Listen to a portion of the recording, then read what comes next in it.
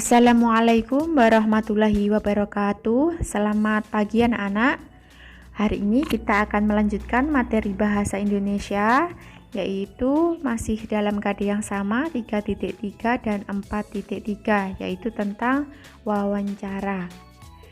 Nah, pada pembelajaran sebelumnya kalian sudah belajar tentang wawancara, langkah-langkah wawancara, pelaku wawancara, dan juga sudah membuat daftar pertanyaan yang baik. Kali ini kita akan membahas langkah terakhir dalam sebuah wawancara, yaitu membuat laporan hasil wawancara. Tentunya kegiatan ini dilakukan setelah kita melakukan wawancara. Dalam menulis laporan hasil wawancara, kalimat yang digunakan merupakan kalimat efektif dan menggunakan kata baku. Ingat kembali tentang materi kalimat efektif dan kata baku pada tema 2. Kata baku adalah kata yang sesuai dengan kaidah berbahasa Indonesia. Sedangkan kalimat efektif, kalimat yang memperhatikan kaidah yang berlaku, kemudian tanda baca, serta ejaan yang tepat.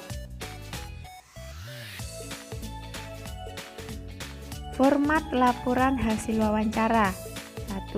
Latar belakang, 2. Tujuan, 3. Topik wawancara, 4. Waktu dan tempat wawancara, 5. Nama pewawancara dan narasumber, 6. Hasil wawancara, 7. Kesimpulan wawancara. Ketujuh poin ini harus ada pada sebuah laporan hasil wawancara dan juga ditulis secara urut.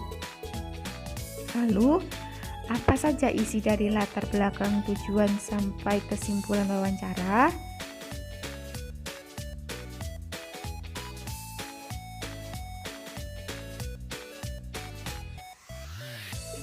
Latar belakang wawancara. Bagian ini berisi alasan mengapa kamu melakukan wawancara kepada narasumber. Nah, jadi alasannya kalian tulis di sini ya, apakah ingin mengerjakan tugas, atau alasannya hanya untuk mencari informasi, atau alasannya nanti dijadikan sebagai bahan cerita. Itu ditulis pada latar belakang ya. Contohnya latar belakang adalah: saya Indah, siswa kelas 4 SD 1 YPK, mendapatkan tugas dari guru untuk melakukan wawancara dengan masyarakat di sekitar tempat tinggal.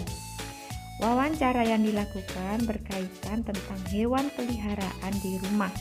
Oleh sebab itu, saya memilih untuk mewawancarai Pak Suyoto, tetangga saya. Nah, dari sini terlihat bahwa alasan Indah melakukan wawancara yaitu untuk menyelesaikan tugas dari guru tentang wawancara.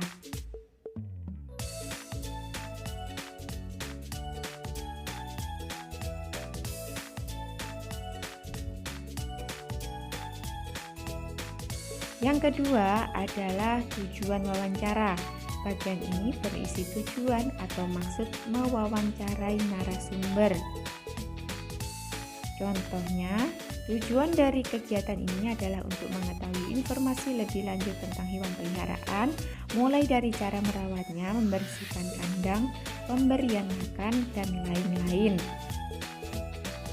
Nah, jadi tujuan wawancaranya dituliskan secara jelas pada bagian ini ya.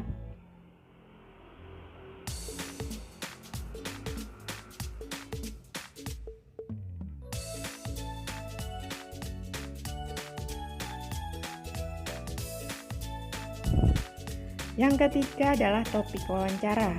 Bagian ini berisi tema atau topik wawancara yang kamu lakukan. Topik wawancara contohnya adalah hewan peliharaan di rumah. Nah, topik ini berfungsi untuk supaya daftar pertanyaan dan hasilnya nanti lebih fokus ya. Waktu dan tempat wawancara. Bagian ini berisi waktu yang meliputi hari, tanggal, dan jam, dan lokasi saat kamu melakukan wawancara. Jadi yang ditulis di sini adalah ketika kalian melakukan wawancara, bukan pada saat membuat laporan wawancara ya. Nah, ini contoh waktu dan tempat wawancaranya.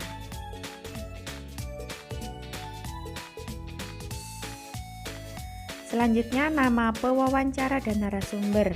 Bagian ini berisi nama pewawancara dan narasumber secara lengkap.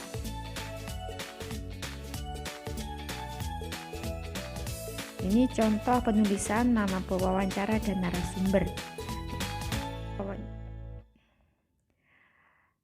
Hasil wawancara. Bagian ini berisi seluruh informasi yang kamu dapat dari narasumber selama wawancara. Jadi hasil wawancara ini bisa merupakan jawaban dari tujuan wawancara tadi ya, dijabarkan di hasil wawancara ini. Contohnya adalah pada hari Senin 12 Oktober 2020 pukul 8 sampai 9 WIBA, saya melakukan wawancara kepada Pak Suyoto tentang hewan peliharaan di rumah. Pak Suyoto memiliki hewan peliharaan yang unik, yaitu burung beo. Burung beo termasuk unggas yang makan biji-bijian atau tumbuhan.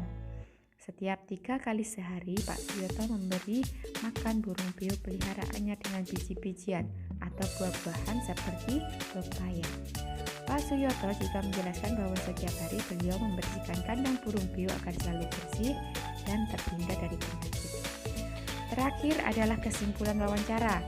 Bagian ini berisi kesimpulan berupa garis besar atau pokok dari hasil wawancara dengan narasumber.